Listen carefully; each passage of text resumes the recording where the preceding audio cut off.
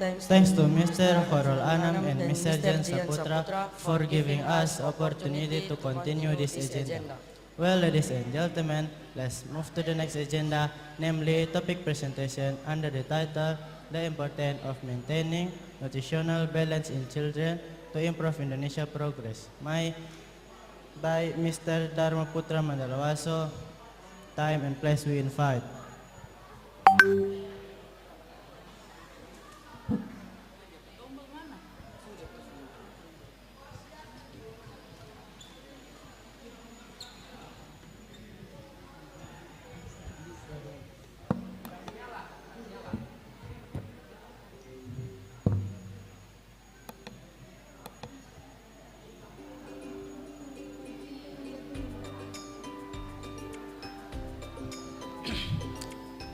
Assalamualaikum warahmatullahi wabarakatuh.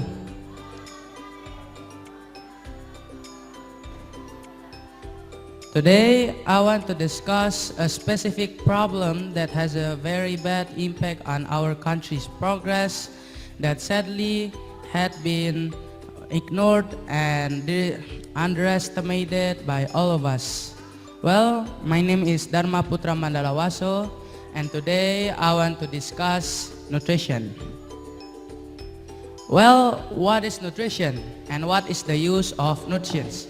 To put it simple, nutrition is a food intake in relation to our body healthy dietary needs.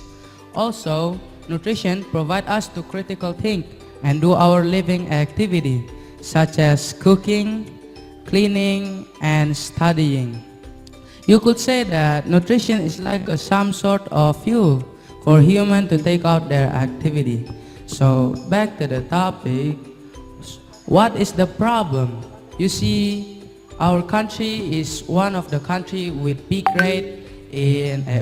case in malnutrition, causing nutrition one of the hardest thing for Indonesia to achieve. According to the research, Indonesia is ranked 77 out of 125 countries with moderate hunger and a score of 17.6% based on Global Hunger Index in 2023. And also, based on the other article, which is the Nutrition Report in 2014, Indonesia is ranked 5th in the world in terms of malnutrition, or about 3.8% of 87 million children.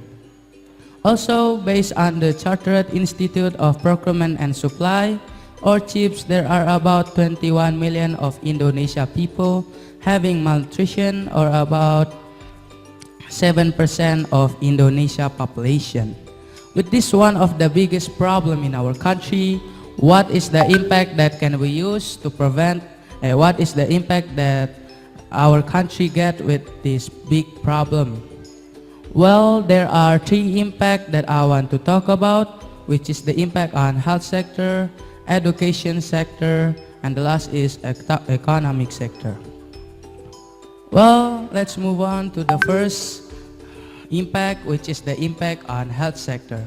Well, what is the impact that hits on our country's health sector? Well, the most we've seen on the news and the newspaper is the increasing number of stunted children in Indonesia. Based on the toddler nutrition status study from the Agency for Health Research and Development, Indonesia's stunting prevalence in 2019 was 27.7%. Because of this, we often see a lot of children getting malnutrition since their youth, causing Indonesia having a big problem at stunting. So what is the main factor behind this problem? You see, our country is one of the countries with big rate at poverty, causing almost all people at our country unable to provide their life with good nutrition and healthy food, causing almost all family unable to give their children a good nutrition.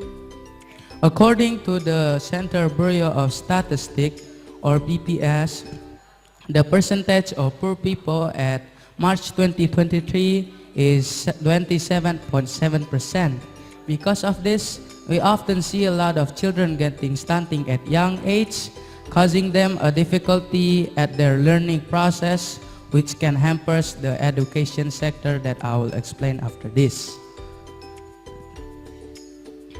Let's move on. So, as I said before, stunting has a bad effect on children, causing them to struggle at finding knowledge and less excited, which can affect the learning process at school, that lead to the decrease of their learning achievement, and children's thinking power is also lacking because their brain growth is not optimal, which cause the decrease of children's achievement, and also children's thinking power is also lacking because their brain growth is not optimal. That cause the decrease of children's intelligence from the other children. That can make a low quality of education, that cause a lot of unemployment rate, that can cause a decrease in the human resources that is very vulnerable for our country's economic. The next one is the impact on our country's economic, which is the decrease of human resources. Well, what is the importance of human resource? Well, with human resource, a country can achieve sustainable economic growth, reduce social and economic disparities, and improve the overall welfare at society. Therefore, a good human resources must be a top priority for the national development agenda. So if our country has a low human resources, the impact that our country will get is a low economic productivity, tend to have limited skill and less efficient at work, which can hamper the economic growth and the competitiveness in the global market. Well, the most dangerous part is in the economic growth. Why?